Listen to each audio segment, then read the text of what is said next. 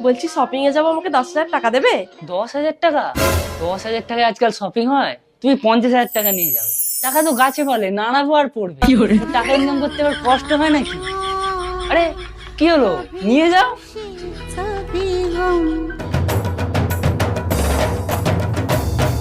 কি করছো বলো তো তখন থেকে? রান্নাঘরে বাসনগুলো অনেকক্ষণ থেকে পড়ে আছে, যাও গিয়ে মেজে দিয়ে আসো।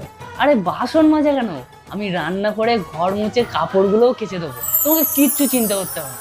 আর এই অফিসের কাজগুলো স্বর্গ থেকে আমার দাদু এসে করে দিয়ে যাবে।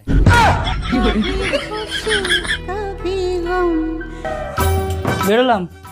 বলছি অফিস থেকে আজকে একটু তাড়াতাড়ি বাড়ি ফিরবে তো। তাড়াতাড়ি বাড়ি আসতে হবে, এই ব্যাপার?